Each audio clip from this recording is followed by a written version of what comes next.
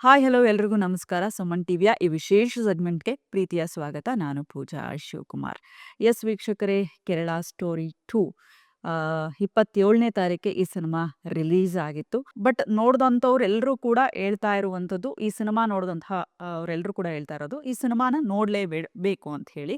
ಜೊತೆಗೆ ಯಾಕೆ ಈ ಒಂದು ಸಿನಿಮಾನ ನೋಡಬೇಕು, ಯಾವೆಲ್ಲ ವಿಚಾರಗಳು ಆ, ಒಳಗೊಂಡಂತಹ ಸಿನಿಮಾ ಇದು ಅನ್ನುವಂತಹ ವಿಚಾರವನ್ನು ನಾನು ಈ ಒಂದು ಕಾರ್ಯಕ್ರಮದ ಮುಖೇನ ತಿಳಿಸ್ತಾ ಹೋಗ್ತೀನಿ.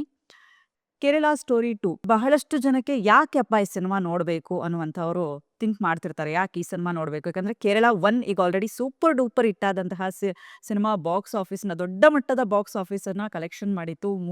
ಸುಮಾರು 200 ಕೋಟಿಗೂ ಅಧಿಕ ಕಲೆಕ್ಷನ್ನ ಕೂಡ ಮಾಡಿತ್ತು ಕೇರಳ ಸ್ಟೋರಿ 1. ಈಗ ಕೇರಳ ಸ್ಟೋರಿ 2 ಸಿನಿಮಾವನ್ನ ಯಾಕೆ ನೋಡಬೇಕು ಅನ್ನುವಂತಹ ಪ್ರಶ್ನೆ ಎಲ್ಲರಲ್ಲೂ ಕಾಡ್ತಾ ಇರುತ್ತೆ.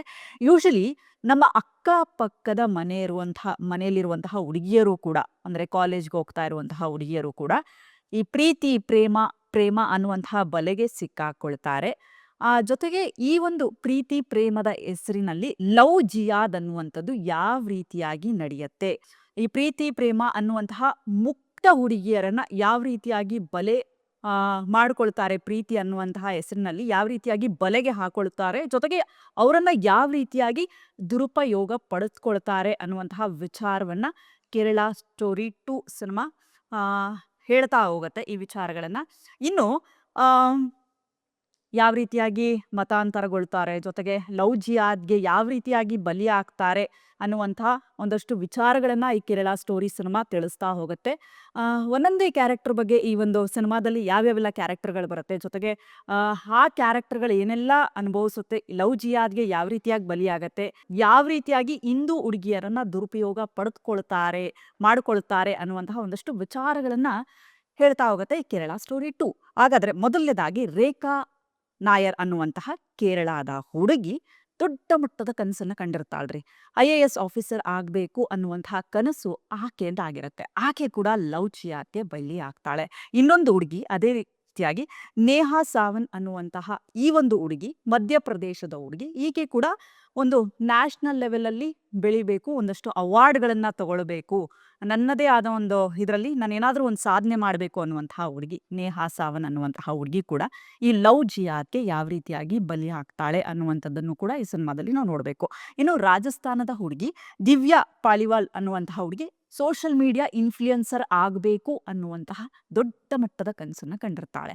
ಆಕೆ ಕೂಡ ಪ್ರೀತಿಗೆ ಬಲಿಯಾಗಿ ಯಾವೆಲ್ಲ ಸಮಸ್ಯೆಗಳನ್ನ ಎದುರಿಸ್ತಾಳೆ ಅನ್ನುವಂತಹ ವಿಚಾರನ ಕೂಡ ನಾವು ಈ ಒಂದು ಕೇರಳ ಸ್ಟೋರಿ 2 ನಲ್ಲಿ ನೋಡ್ತಾ ಹೋಗ್ತೀವಿ. ಎಸ್, ಇನ್ನು ಯಾವ ರೀತಿಯಾಗಿ ಅವರು ಬಲೆಗೆ ಬೀಳ್ತಾರೆ, ಈ ಪ್ರೀತಿಯ ಬಲೆಗೆ ಬೀಳ್ತಾರೆ ಅಂದ್ರೆ, ರಾಜಸ್ಥಾನದ ದಿವ್ಯಾ ಪಾಲಿವಾರ್ಗೆ ಬರೀ 16 ವರ್ಷ ಆಗಿರುತ್ತೆ. ಆಕೆ ಪ್ರೀತಿಗೆ ಬೀಳ್ತಾಳೆ. ಅಂದ್ರೆ ರಶೀದ್ ಅನ್ನುವಂತಹ ಹುಡುಗನ ಈ ಒಂದು ಜಾಲಕ್ಕೆ ಯಾವ ರೀತಿಯಾಗಿ ಬೀಳ್ತಾಳೆ ಅಂತ ಅಂದ್ರೆ, ಆತ ಫುಲ್ಲು ಬೇರೆ ರೀತಿಯಾಗಿ ಕನ್ವರ್ಟ್ ಮಾಡೋ ರೀತಿಯಲ್ಲಿ ಬಹಳಷ್ಟು ಅಂದ್ರೆ ಮೈಂಡ್ ವಾಶ್ ಮಾಡುವಂಥದ್ದು ಅಂತ ಹೇಳ್ತಾರಲ್ಲ, ಆ ರೀತಿಯಾಗಿ ಮೈಂಡ್ ವಾಶ್ ಮಾಡ್ತಾ ಹೋಗ್ತಾರೆ. ಏನು ಅಂತ ಅಂದ್ರೆ, ಈ ಧರ್ಮದ ಬಗ್ಗೆ ಹೇಳೋ ಅಂಥದ್ದಾಗಿರ್ಬೋದು, ಜೊತೆಗೆ ಆಕೆನ ಅದೆಲ್ಲವನ್ನೂ ಕೂಡ ಮೋಟಿವೇಟ್ ಆಗಿ ಈಕೆ ಮದುವೆ ಕೂಡ ಆಗ್ತಾಳೆ.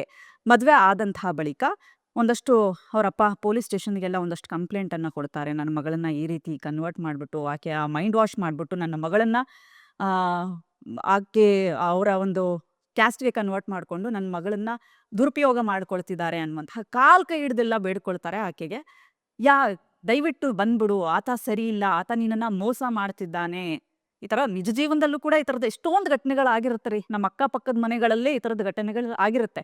ಎಷ್ಟೋ ತಂದೆ ತಾಯಿ ಬುದ್ಧಿವಾದ ಹೇಳ್ತಾರೆ, ಆದ್ರೆ ಆ ವಯಸ್ಸಲ್ಲಿ ನಮಗೆ ಗೊತ್ತಾಗಲ್ಲ. ಅಂದ್ರೆ ಅವರು ಬುದ್ಧಿಮಾತ ಹೇಳ್ತಾರೆ, ಯಾಕಂದ್ರೆ ಆ ಪ್ರೀತಿಯ ಜಾಲಕ್ಕೆ ಬಲಿಯಾಗ್ಬಿಟ್ಟಿರ್ತೀವಿ ನಾವು. ಸೊ ಹಾಗಾಗಿ ಕೆಲವೊಂದು ಗೊತ್ತಾಗಿರಲ್ಲ. ಅದೇ ರೀತಿಯಾಗಿ ಇನ್ನೊಂದಷ್ಟು ಆ ತರದ ವಿಚಾರಗಳನ್ನ ತೋರಿಸ್ತಾ ಹೋಗ್ತಾರೆ. ಅದಾದ್ಮೇಲೆ ಆ ದಿವ್ಯಾ ಪಾಲಿವಾರ್ ಅನ್ನೋ ತಂದೆ ಕೂಡ ಬಹಳಷ್ಟು ಹೋರಾಡ್ತಾರೆ. ಇದು ಬರೀ ನನ್ನ ಮಗಳಿಗೆ ಆದಂತಹ ಕಥೆ ಅಲ್ಲ, ಈ ತರ ಎಷ್ಟೋ ಜನ ಹಿಂದೂ ಹೆಣ್ಮಕ್ಳು ಬಲಿ ಆಗ್ತಿದ್ದಾರೆ, ಲವ್ ಜಿಯಾದ್ಗೆ ಬಲಿ ಆಗ್ತಿದ್ದಾರೆ. ಈ ತರದ ಹಿಂಗೆ ಬಿಟ್ಬಿಟ್ವಿ ಅಂದ್ರೆ ಇದು ಕಂಪ್ಲೀಟ್ ಆಗಿ ಅವರ ಒಂದು ಹಿಂದೂ ರಾಷ್ಟ್ರ ಬದಲಾಗಿ ಮುಸ್ಲಿಂ ದೇಶವಾಗಿ ಮಾರ್ಪಾಡಾಗ್ಬಿಡತ್ತೆ. ಅಂತ ಹೇಳ್ಬಿಟ್ಟು ಒಂದಷ್ಟು ಪ್ರತಿಭಟನೆಗಳನ್ನು ಮಾಡ್ತಾರೆ. ಹಾಗೆ ಅವರು ಒಂದಷ್ಟು ಜನಗಳನ್ನು ಸೇರಿಸಿ ಅವ್ರಿಗೆ ಮೆಸೇಜ್ ಕೊಡುವಂತಹ ರೀತಿಯಲ್ಲಿ ಒಂದಷ್ಟು ವಿಚಾರಗಳನ್ನು ಹೇಳ್ತಾ ಹೋಗ್ತಾರೆ. ಅದೇ ರೀತಿಯಾಗಿ ಇನ್ನೊಂದು ಹುಡುಗಿಯ ವಿಚಾರದಲ್ಲೂ ಕೂಡ ಈ ಥರ ಒಂದು ಘಟನೆ ನಡೆಯುತ್ತೆ. ಏನಂದರೆ, ಕೇರಳದ ಹುಡುಗಿ ಸುರೇಖಾ ನಾಯರ್ ಅನ್ನುವಂತಹ ಹುಡುಗಿ ಸಲ್ಮಾನ್ ಅನ್ನುವಂತಹ ಹುಡುಗನ ಒಂದು ಪ್ರೀತಿಯ ಬಲೆಗೆ ಬೀಳ್ತಾಳೆ.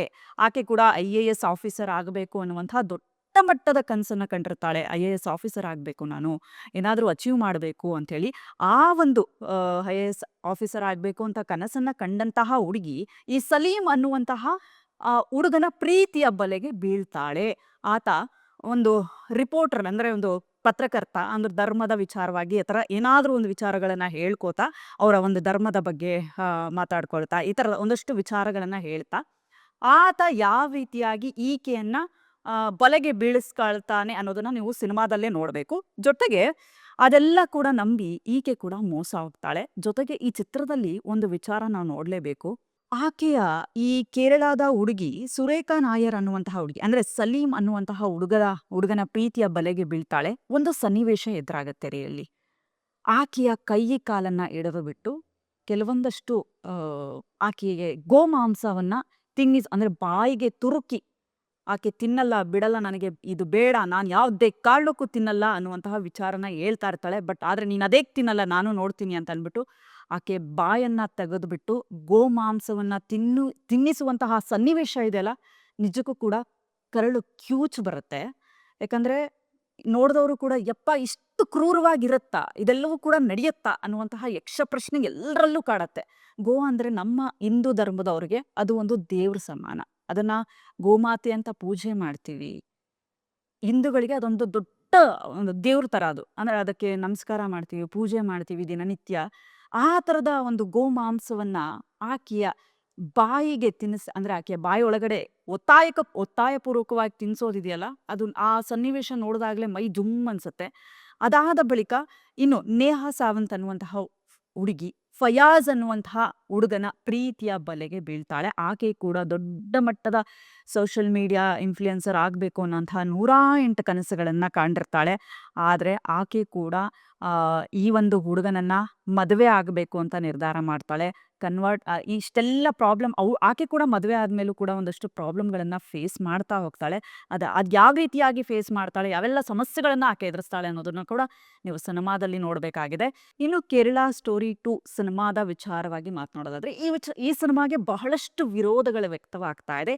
ಯಾಕೆ ಅಂದ್ರೆ ವಿರೋಧಗಳು ಕೂಡ ವ್ಯಕ್ತ ಆಗತ್ತೆ. ಯಾಕಂದ್ರೆ ಏನು ಈ ಕೇರಳ ಅಂದ್ರೆ ಉತ್ತರ ಭಾರತದಲ್ಲಿ ನಡೆಯುವಂತಹ ಈ ಒಂದು ಸನ್ನಿವೇಶಗಳೇನಿದೆ ಅದೆಲ್ಲವೂ ಕೂಡ ಒಂದು ರಾಜಕೀಯ ವಿಚಾರಕ್ಕೆ ಇದನ್ನ ಬಳಕೆ ಮಾಡ್ಕೊಳ್ತಿದ್ದಾರೆ.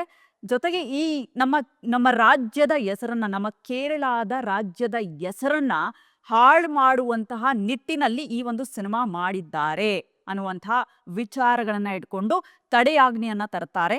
ಕೇರಳದ CM ಅಂದ್ರೆ ಈ ಸಿನಿಮಾ ಯಾವುದೇ ಕಾರಣಕ್ಕೂ ರಿಲೀಸ್ ಮಾಡಬಾರ್ದು, ಯಾಕಂದ್ರೆ ನಮ್ಮ ರಾಜ್ಯದ ಹೆಸರನ್ನ ಹಾಳು ಮಾಡುವಂತಹ ಪ್ರಯತ್ನವನ್ನ ಮಾಡ್ತಿದ್ದಾರೆ ಅನ್ನುವಂತಹ ವಿಚಾರವನ್ನ ಇಟ್ಕೊಂಡು ಅವರು ತಡೆಯಾಜ್ಞೆಯನ್ನ ಕೂಡ ತರ್ತಾರೆ. ಅದೇ ರೀತಿಯಾಗಿ ಕೇರಳ ಸ್ಟೋರಿ ಪಾರ್ಟ್ 1 ಬಂದಾಗ್ಲೂ ಕೂಡ ಬಹಳಷ್ಟು ಹೈಪ್ ಪಡೆದುಕೊಂಡಂತಹ ಸಿನಿಮಾ. ಬಹಳಷ್ಟು ವಿಚಾರಗಳನ್ನ ಒಂದೊಂದು ವಿಚಾರಗಳಲ್ಲೂ ಕೂಡ ವಾವ್ ಇಂಥ ಸಿನಿಮಾ ಮಾಡಿದ್ದಾರೆ ಅನ್ನುವಂತಹ ಬಹಳಷ್ಟು ಒಳ್ಳೊಳ್ಳೆ ರೆಸ್ಪಾನ್ಸ್ ಕೂಡ ಪಡೆದುಕೊಂಡಿತ್ತು. ಸುಮಾರು 300 ಕೋಟಿಗೂ ಅಧಿಕ ಬಾಕ್ಸ್ ಆಫೀಸ್ ಕಲೆಕ್ಷನ್ನ ಕೂಡ ಮಾಡಿತ್ತು. ಆ್ಯಂಡ್ ಆ ಸಿನಿಮಾ ನೋಡಿದವರು ಕೂಡ ಪ್ರತಿಯೊಬ್ಬರು ಹೇಳ್ತಾ ಇದ್ದಂಥವ್ರು, ನಿಮ್ಮ ಅಕ್ಕಪಕ್ಕದ ಮನೇಲಿರೋರಿಗೆ ತೋರಿಸ್ರಿ, ನಿಮ್ಮ ಅಕ್ಕ ತಂಗಿಯವ್ರಿಗೆ ತೋರಿಸ್ರಿ, ಈ ಸಿನಿಮಾ ಇಂಥ ಸಿನಿಮಾಗಳು ಬರಬೇಕು, ಎಚ್ಚೆತ್ಕೊಳ್ಬೇಕು, ನಮ್ಮ ಹಿಂದೂ ಜನತೆಯ ಎಚ್ಚೆತ್ಕೊಳ್ಬೇಕು, ಇಂತಹ ಸಿನಿಮಾಗಳ ಮೂಲಕನಾದ್ರೂ ಈ ಲವ್ ಜಿಯಾದ್ ಅನ್ನುವಂತಹ ಈ ಒಂದು ಇದಕ್ಕೆ ಬಲಿಯಾಗಬಾರ್ದು ಅನ್ನುವಂತಹ ವಿಚಾರಗಳನ್ನು ಕೂಡ ಆ ಒಂದು ಕೇರಳ ಸ್ಟೋರಿ 1 ತಿಳಿಸ್ಕೊಡ್ತಾ ಹೋಗುತ್ತೆ. ಅದೇ ರೀತಿಯಾಗಿ ಕೇರಳ ಸ್ಟೋರಿ 2 ಅಲ್ಲೂ ಕೂಡ ಬಹಳಷ್ಟು ಜನರಿಗೆ ಒಂದಷ್ಟು ಎಕ್ಸ್ಪೆಕ್ಟೇಷನ್ಸ್ ಇದೆ. ಯಾಕಂದ್ರೆ ಕೇರಳ ಸ್ಟೋರಿ 1 ಸೂಪರ್ ಡೂಪರ್ ಇಟ್ಟಾದಂತಹ ಸಿನಿಮಾ, ಜೊತೆಗೆ ದೊಡ್ಡ ಮಟ್ಟದ ಸಕ್ಸಸ್ ಅನ್ನ ಕಂಡಂತಹ ಸಿನಿಮಾ. ಕೇರಳ ಸ್ಟೋರಿ 2 ಕೂಡ ಯಾವೆಲ್ಲ ವಿಚಾರಗಳನ್ನ ಒಳಗೊಂಡಿದೆ, ಜೊತೆಗೆ ಯಾಕೆ ಇವೆಲ್ಲ ಸಿನಿಮಾಗಳನ್ನ ನೋಡಬೇಕು ಅನ್ನುವಂತಹ ಬಹಳಷ್ಟು ವಿಚಾರಗಳು ಕೂಡ ಒಂದಿರತ್ತೆ, ತಲೆಯಲ್ಲಿರತ್ತೆ. ಅಂದ್ರೆ ಬಹಳ ಜನಕ್ಕೆ ಯಾವ ತರ ಇದೆ ಈ ಕೇರಳ ಸ್ಟೋರಿ 2 1 ಅಂತೂ ಈ ತರ ಎಲ್ಲ ತೋರಿಸಿದ್ರು, ಕೇರಳ ಸ್ಟೋರಿನಲ್ಲಿ ಏನಿರ್ಬೋದು ಅನ್ನುವಂತಹ ವಿಚಾರಗಳು ಕೂಡ ಇದಾಗತ್ತೆ.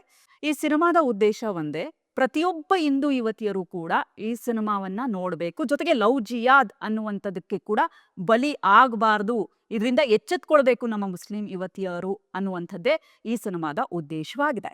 ಮತ್ತಷ್ಟು ಅಪ್ಡೇಟ್ಸ್ಗಳಿಗಾಗಿ ನೋಡ್ತಾ ಇರಿ ಸುಮನ್ ಟಿವಿ ಕನ್ನಡ.